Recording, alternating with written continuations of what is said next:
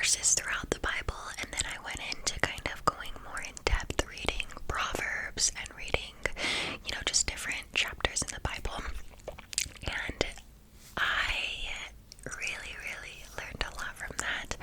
However, I felt that it was a little hard to understand exactly what was going on, just because it would like mention people's names who I didn't really know, and just like talk about things that I haven't read yet, and I just didn't really understand it the way that I want to.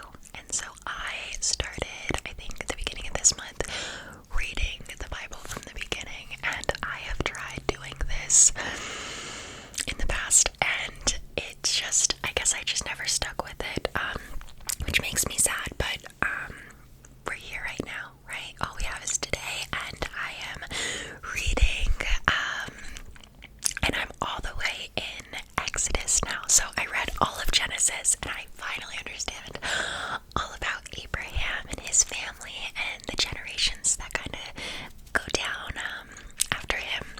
And after Abraham, basically Jesus, or God, just blessed him and his generations throughout past him.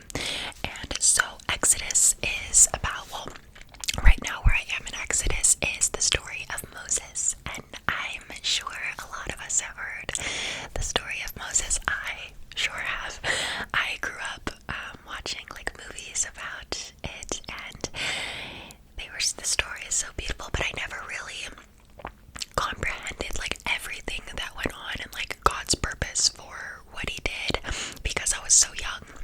And so reading the story now, it kind of gives me a better like look on what actually happened, and kind of from God's perspective and what God's plan was in this story. So it's a beautiful story, and I am almost done with it. I am on, oh, by the way, if you guys want an amazing Bible to read, and you really want to start strengthening your relationship with Jesus, and you really want to start just reading the Bible and growing closer to Jesus, I think this Bible is an amazing choice. This is The Message by Eugene Peterson, and he did an amazing job. Like, it's amazing. It's so amazing. I feel like for me, it was always super hard for me to get into reading the Bible, just because I didn't really understand a lot of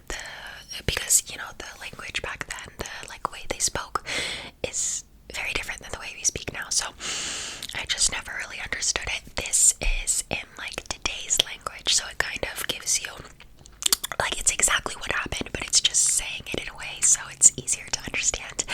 And it's my favorite Bible. I love it. So I am on, let me open up to my page. I'm on Exodus chapter 13. So I'm going to give you guys kind of a rundown of what's gone on so far. I'm going to start from the beginning just to look at my notes, because I know exactly what went on. But as you guys can see, I am a very big highlighter on important events. So basically there was Moses, right? And Moses, so it's hard to explain. So Jesus, like I said before, Abraham was a man who God blessed his family and generations down, giving them land and crops and cattle and all of these amazing things, and just truly, truly blessed them, right? However, Abraham ended up passing away. His life ended, and the generations down then, like, it's years and years and hundreds of years later, right? So there is a new Pharaoh in Egypt, where Abraham's like family, the Israelites,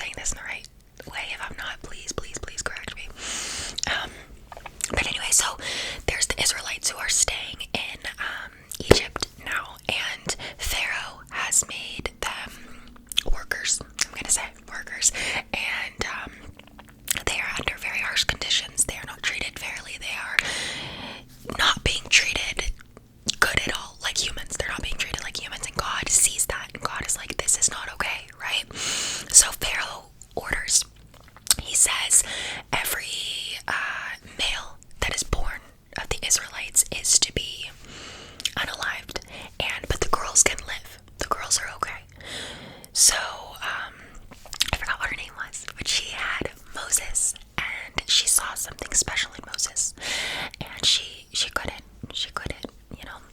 And so she makes a little basket and she sails him down the river. And the Pharaoh's daughter actually was going down to the Nile River, I believe it was, and she was just, looking down there, and she saw the baby, and she fell for the baby, right?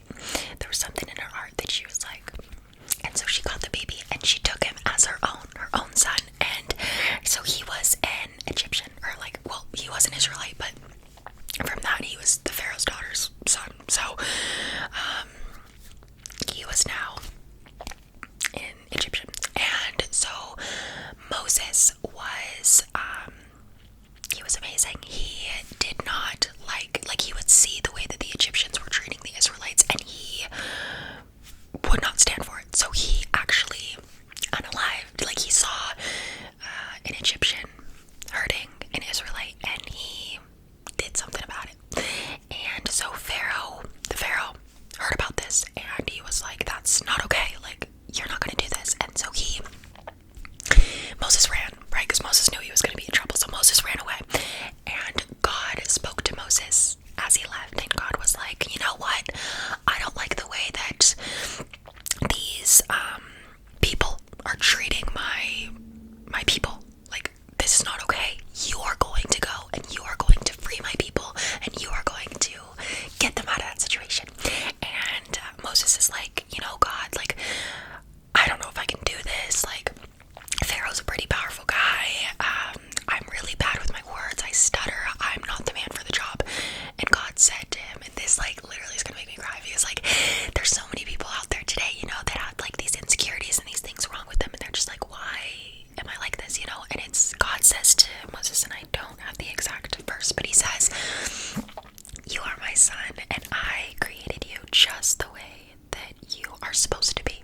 Okay, and you are enough, basically said, you are enough the way that you are, right?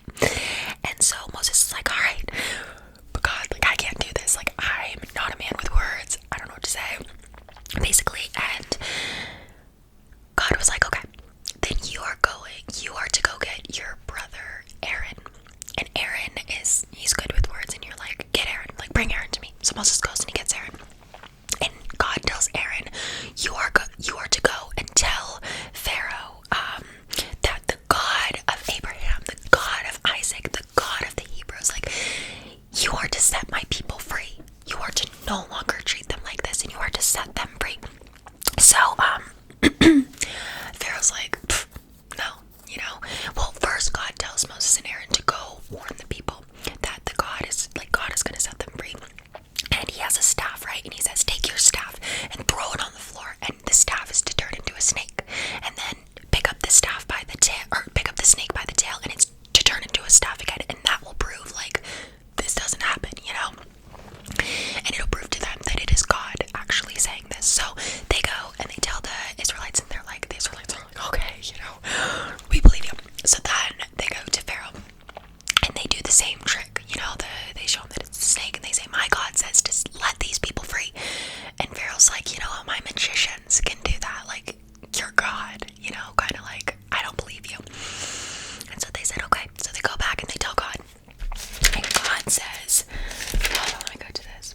God says, okay, I'm gonna give you basically one more option to set my people free, or I am going to turn your Nile River into blood. There will be no water in this beautiful, where all the fish live. Nothing. It's going to turn into blood. So if you don't let my people free, it's gonna be bad for you. And they say, no, he stays stubborn, right? And God actually says, I'm going to keep Pharaoh stubborn, because I am going to make this known for nations and generations on that God did this. God is so powerful that he did this to show, basically don't mess with God, right? So he stays stubborn. And so Moses and Aaron go out, and he says, set your staff next to the Nile River, set it down, and it will turn to blood. And that's what it did. So the next day he says, go back to the Pharaoh and tell him that you better set my people free. The Pharaoh said the same thing. No, they said, okay, so if you don't set our people free, we're going to take frogs, and we are going to cover each